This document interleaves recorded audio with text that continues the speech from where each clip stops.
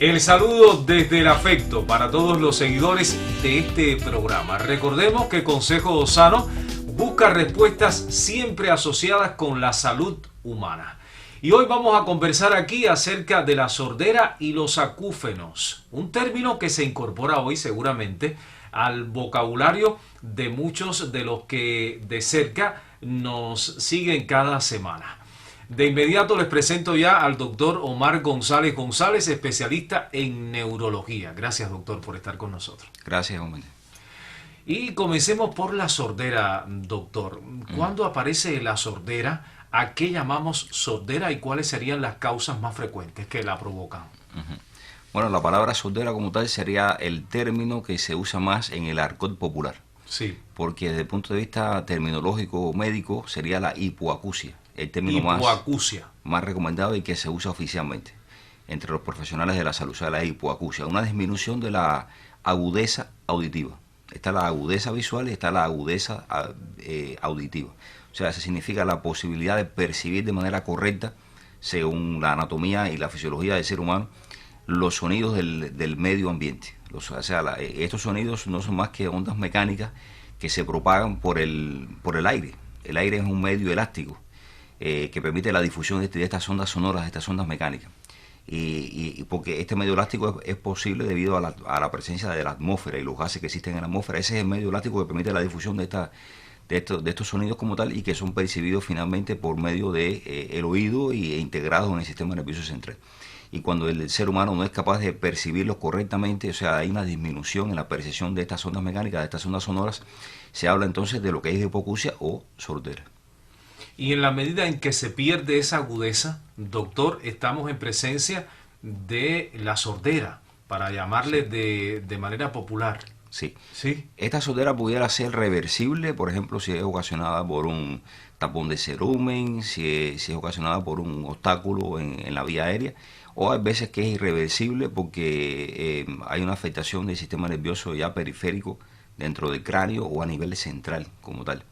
Entonces, ya cuando se constata desde el punto de vista en la clínica, que hay exámenes en la exploración del examen físico, que el médico puede deducir que el paciente tiene una disminución de esa agudeza auditiva o sordera, y también se puede corroborar con estudios neurofisiológicos, en los cuales se explora la audición en una cabina especial cerrada del paciente, con diferentes tipos de sonidos, de diferentes frecuencias, y se recoge la percepción de ese estímulo sonoro por parte del paciente para diagnosticar si existe una sordera o no.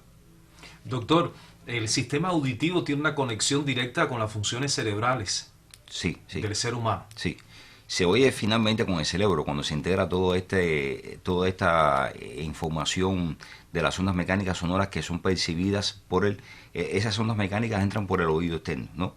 A través aquí del pabellón auricular.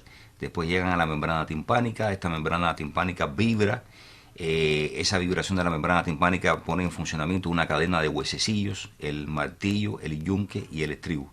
Y ese estribo finalmente golpea una ventana dentro de lo que es el aparato de la cóclea que está en el oído interno, dentro de este hueso que está aquí y que está aquí, en la posición petrosa del hueso temporal, y excita, estimula, o sea, pone a mover, pone en vibración también un líquido dentro de un caracol, que es la cóclea, y esa vibración de ese líquido va a estimular terminaciones nerviosas que después conducen.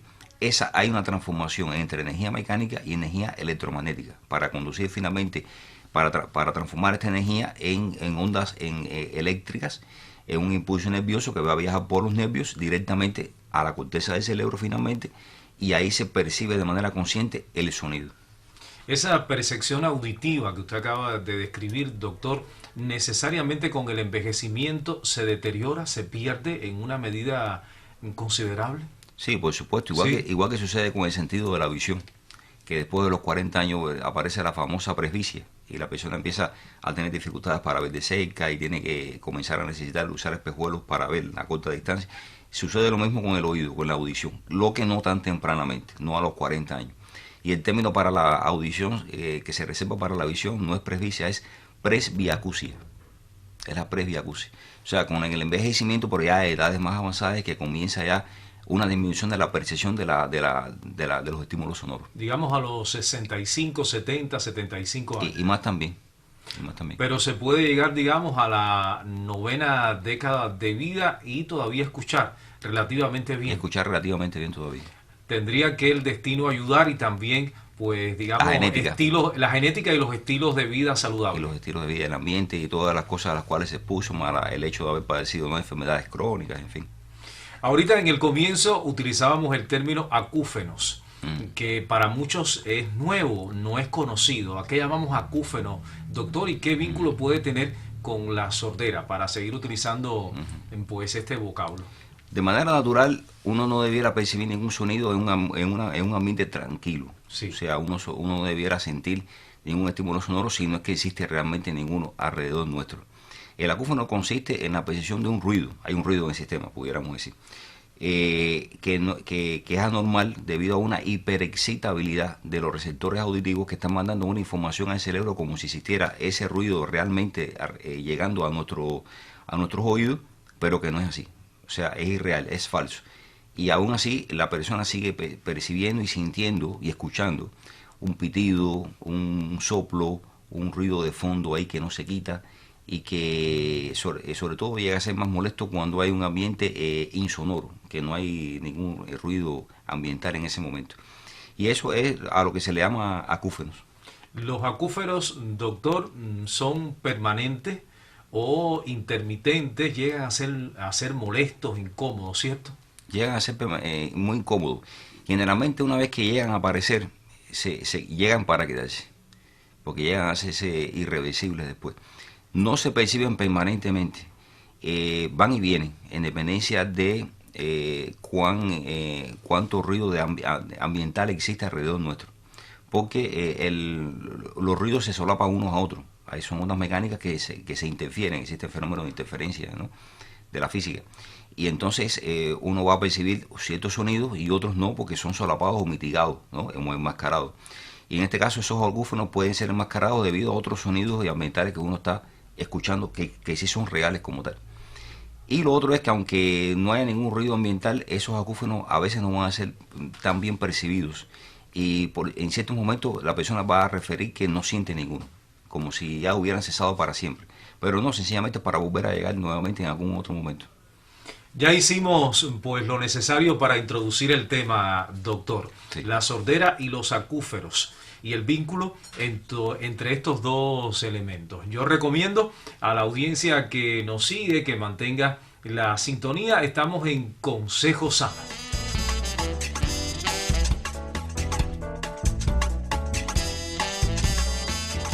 La diabetes es una enfermedad que requiere un manejo cuidadoso y un tratamiento adecuado. Los remedios caseros para reducir el azúcar en sangre son una buena opción a la cual recurrir, siempre y cuando no se trate de una emergencia. El ejercicio es altamente efectivo para bajar los niveles de azúcar en sangre. La actividad física regular no solo mejora la sensibilidad a la insulina, también facilita la utilización de glucosa como fuente de energía. Actividades como caminar, correr, nadar o andar en bicicleta son ideales.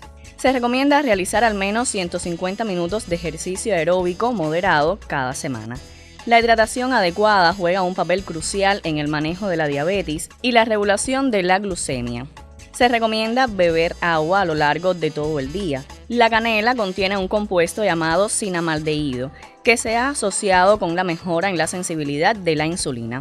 Consumirla antes de las comidas puede ayudar a disminuir los niveles de glucosa en sangre. Si bien estos remedios naturales pueden ayudar, hay que recordar que estos métodos deben complementarse con un tratamiento médico.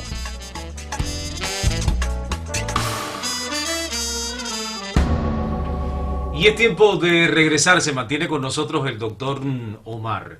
Hoy hablamos sobre la hipoacusia y los acúfenos, ¿verdad? Y la relación entre estos dos elementos.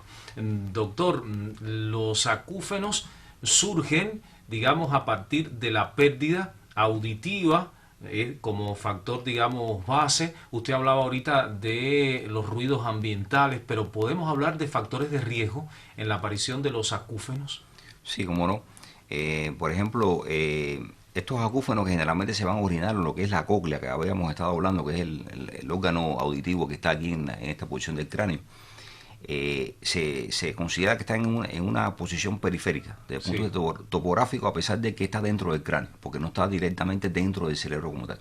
Los factores que pueden predisponerlo puede ser idiopático, no encontrarse nunca la causa, no haber un fenómeno isquémico, pero sí puede originarse por fenómenos vasculares, fenómenos isquémicos cerebrales, a nivel de arterias que irrigan esas porciones como tal, y que produzcan un déficit que comienza de pronto de manera abrupta con una sordera y a la vez con estos acúfenos también, y hasta vértigos también, y pueden cesar momentáneamente para después volver a instalarse y seguir el paciente presentando estos acúfenos de manera intermitente, de los que entra y sale, pero a la vez con una pérdida auditiva asociada. O sea que, por ejemplo, ¿qué otras cosas pudieran predisponer al paciente a esto? Enfermedades crónicas descompensadas. Hay fenómenos hemorrágicos que pueden ocurrir a nivel de la cóclea, a nivel de este órgano, ahí dentro del cráneo. Y ya cuando uno habla de fenómenos isquémicos hemorrágicos, está hablando de una enfermedad cerebrovascular. Está hablando de una enfermedad que compromete la circulación del cerebro en ese sitio en particular.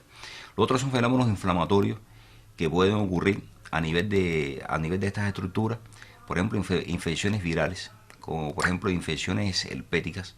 Hay una variante que se llama virus, enfermedad de Ramsay-Hunt, que es el mismo virus que produce la varicela zoster, que puede llegar a producir una inflamación del nervio, inflamarlo, y producir una pérdida auditiva y originar los acúfenos como tal. Pueden aparecer también en el contexto de este cuadro clínico parálisis de otros pares craneales, como el séptimo par craneal, y aparecer la famosa parálisis facial, en que el paciente experimenta una parálisis completa de los músculos de una hemicara completa, pero a la vez con fenómenos de sordera, acúfenos, en serio, una serie de síntomas también asociados.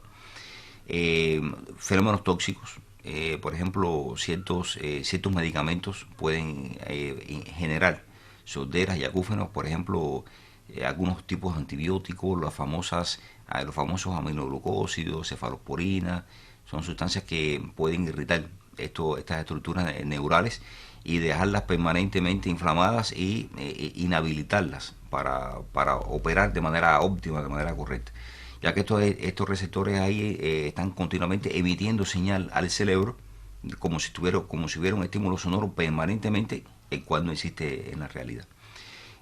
También hay fenómenos carenciales, a veces que estos nervios, que es el octavo par craneal, el nervio auditivo, se inflama debido a la carencia de ciertas vitaminas. Hubo otras enfermedades que pueden ocurrir también, como por ejemplo vasculitis del sistema nervioso, son problemas de hipertensión arterial, estados de hiperpulsatilidad, en que el paciente a veces percibe el acúfeno como si lo percibiera a la par de los latidos cardíacos. Y la persona te dice, siento un latido en el oído y siento que va con los latidos del corazón. Está sincronizado, es síncrono con los latidos cardíacos.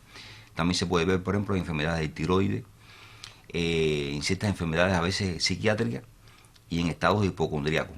Personas hipocondríacas también pueden manifestar estos acúfenos.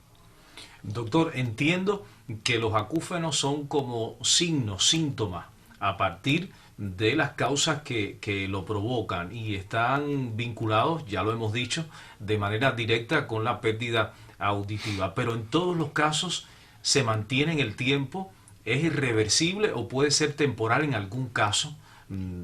¿Podríamos poner como ejemplo?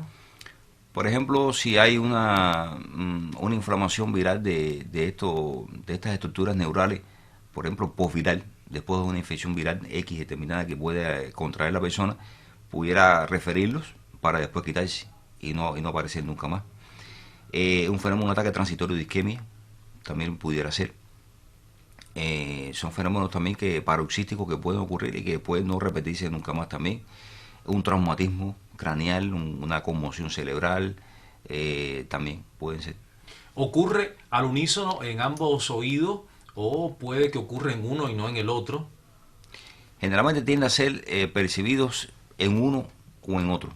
No tiende a ser bilateral. Cuando tiende a ser bilateral hay que pensar en enfermedades más serias, más graves, o enfermedades psicógenas también, como habíamos hablado, trastornos hipocondríacos, trastornos de enfermedades psiquiátricas también. Porque estas causas pueden ser producidas por todos los factores estos que estuvimos hablando, que uno evidencia y comprueba la organicidad del proceso y otras veces por un fenómeno simplemente psicógeno que tratando ese problema funcional desde el punto de vista mental se erradica también el acúfeno y estos síntomas que presenta el paciente. ¿Podemos encontrar fenómenos de este tipo, doctor, en niños, en jóvenes, en personas, digamos, relativamente saludables, sin grandes padecimientos que puedan ser crónicos, por ejemplo? Sí, como no. Por ejemplo, hay una enfermedad que se llama otoesclerosis, que debuta tempranamente en la vida, que es una proliferación ósea dentro del aparato del oído medio, y que eso hace que la persona comience a manifestar sordera desde edades tempranas de la vida. Se puede acompañar de acúfenos también desde esa edad. Y avanzar en esa adultez temprana de la vida, hacia adelante, ¿no? También si se debuta con ciertas enfermedades degenerativas, desmelenizantes, en edades después de la segunda o tercera década de la vida, como una esclerosis múltiple, también pueden aparecer estos acúfenos de manera intermitente, recurrente, pero con una evolución que ya se torna irreversible, nunca más desaparecen del todo. Lo que por momentos de tiempo se van a exacerbar, van a remitir, pero van a tener ese patrón de comportamiento. Estos pitidos, estos ruidos incómodos, muchas veces insostenibles en el tiempo, doctor, pueden ser tratados de manera inmediata con fármaco. Se puede acudir incluso a determinados remedios caseros, a recursos de la medicina natural para combatirlos en circunstancias que pueden ser difíciles.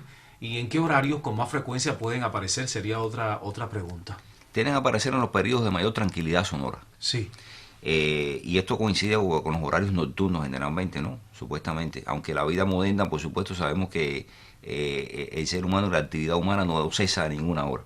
Pero bueno, generalmente sobre los horarios nocturnos en los cuales cesa la mayor parte y se detiene la actividad voluntaria del ser humano, es cuando tienden a ser más percibidos por el paciente o la paciente que lo refiere.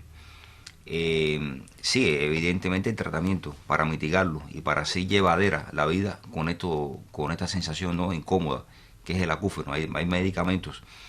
Lo que es un gran reto para el profesional de la salud poner el tratamiento adecuado y oportuno, porque son difíciles de tratar. Hay que buscar, ahí existen varias opciones, pero hay que ir tanteando.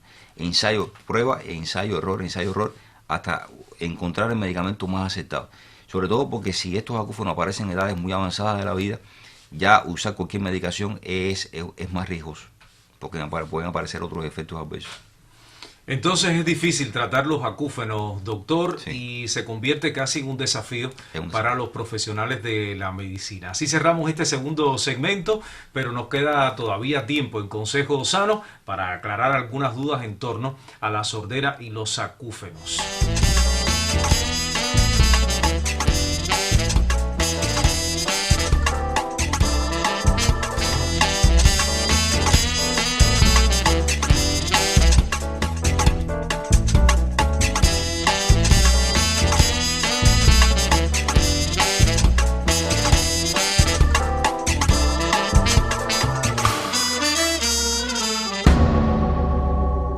Tiempo reservado para el tercer segmento del programa, doctor. Los acúfenos, que son estos ruidos, estos momentos en que se perturba la audición, doctor, pueden dañar la concentración de las personas, incluso también lograr el sueño, el descanso. Puede generar un poquito de ansiedad, Sí. referirlos y sentirlos, ¿no? Pero no van a afectar finalmente de manera significativa ni la inteligencia, ni la cognición, ni el lenguaje, ni otras funciones neurológicas No. del individuo. Y con respecto al tema del sueño, no representa un factor agravante que repercuta en la posibilidad de conciliar el sueño. Siempre que podamos controlarlo, ¿verdad? Siempre que podamos controlarlo, sí. Porque en lo que el paciente muchas veces se concentra intentando, muchas veces ya se distrae y es fácilmente, no es tan difícil lograrla, evadirlo, distraerse y como que dejar de prestarle la atención que ellos requieren. Sobre todo cuando tú tranquilizas al paciente y le dices que no conlleva la aparición de otro fenómeno, de un empeoramiento de su sistema nervioso central ni cerebral. Que sencillamente es un síntoma más y que tratándoles el resto de las cosas de las que padezca, el paciente se va a estabilizar y no tiene por qué tener otra sintomatología. y tratando de infundirle confianza y aliento a la persona de que con tratamiento se va a aliviar, que va a posible. Y una vez que el paciente nota que se logra sobreponer y logra vencer, ¿no? El impasse del miedo que le causa una cosa que percibe y de la cual no se puede librar de todo completamente ni de manera definitiva. Entonces logra ganar confianza el paciente y cada vez logra impactarle menos el hecho de percibir estos acúfenos. Entonces, si logramos un ejercicio mental de autoconfianza, Sí. ¿podríamos vencer los Sí. acúfenos, doctor? Sí, en un gran porcentaje, sí, sí. Porque estoy pensando incluso en determinadas profesiones, oficios, que pueden también perturbarse ante la aparición de los acúfenos. Sí, ahora que menciona eso usted, por ejemplo, cuando existe este ambiente insonoro, de baja sonoridad, y el paciente entonces comienza a percibir más estos acúfenos, se recomienda, por ejemplo, que ponga una música baja de fondo, que no esté totalmente ausente de ningún tipo de sonido que le llegue del medio ambiente. Y eso ayuda, de lo que habíamos explicado, a solapar, ¿no? Enmascarar un poco este acúfeno que está permanentemente ahí. Lo otro es tener en cuenta siempre que evitar la exposición mantenida en el tiempo a ruidos de alta intensidad, de muchos decibeles, porque en el fondo pudieran inflamar y dañar de manera irreversible todo este aparato auditivo de la audición y generar en el futuro tanto la sordera como la aparición de los acúfenos. Entendemos, doctor, que hay que identificar las causas. Es necesario identificar las causas, las razones por las cuales aparecen pues estos ruidos en la audición, y a partir de ahí, pues combatiendo las causas, las razones, podríamos también ir en la medida de lo posible pues limitando la aparición de los acúfenos. Mejorando la percepción que se tiene de ellos, ¿no? Mejorando. Para cada vez aumentar el umbral en el cual el paciente llega a percibirlos, a sentirlos, y que disminuir la intensidad de esto, aún en los peores momentos que los vaya a percibir, que los vaya a sentir. Es decir, que hay que trabajar sobre todo en los riesgos que provocan el ruido, digamos el pitido ensordecedor, para decirlo de algún modo. Sí, por ejemplo, si es una enfermedad cerebrovascular que Sí. lo pudo haber predispuesto a esto, tratando eficientemente, de una manera eficaz, su enfermedad cerebrovascular con toda la medicación que lleva, con todos los cambios en su estilo de vida, debe mejorar mucho los acúfenos estos que percibe el paciente. Habla de estilos de vida, doctor. Si ya hay un padecimiento, ya ha sido diagnosticado, tenemos una enfermedad que conocemos de antemano que puede provocar los acúfenos, que puede provocar pérdida auditiva, ¿podríamos trabajar en la prevención? ¿Cómo no?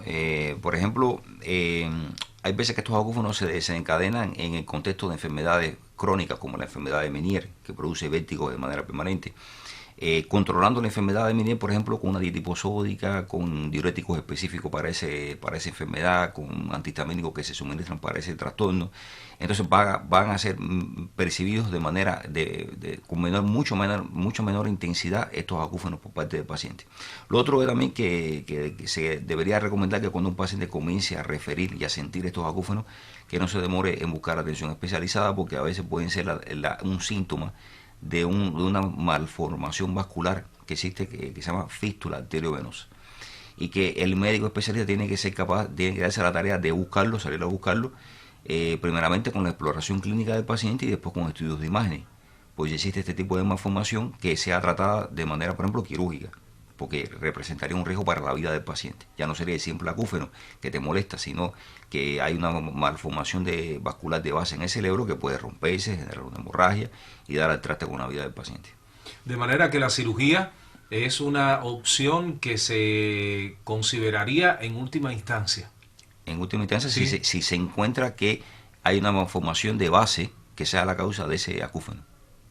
Doctor, entonces es posible convivir con los acúfenos, ¿verdad? Con la pérdida auditiva, siempre que asumamos con responsabilidad los tratamientos, algunos de los cuales usted ha mencionado hoy aquí. Evidentemente, sí, no es un síntoma discapacitante en gran manera como otros síntomas, ¿no? Es un síntoma que bastante llevadero a la larga. Se logra encontrar finalmente el tratamiento que lo mitiga, que lo atenúa a su máxima expresión, aunque no lo llega a erradicar del todo, por supuesto. Y una vez que se han descartado estas otras causas más peligrosas que pudieran estar generando estos acúfenos, identificando tal vez las enfermedades crónicas que dijimos: hipertensión, hipertiroidismo, enfermedad de Meniere, enfermedades carenciales, y trastornos también funcionales y psiquiátricos como el estado de hipocondría, toda esta serie de cosas. Muchísimas gracias, doctor, por sus aclaraciones hoy en Consejo Sano. Pues nada, pues nada. Lo esperamos en otra oportunidad y a ustedes también. Recuerden que dentro de 7 días estaremos aquí para compartir, como siempre, otro Consejo Sano.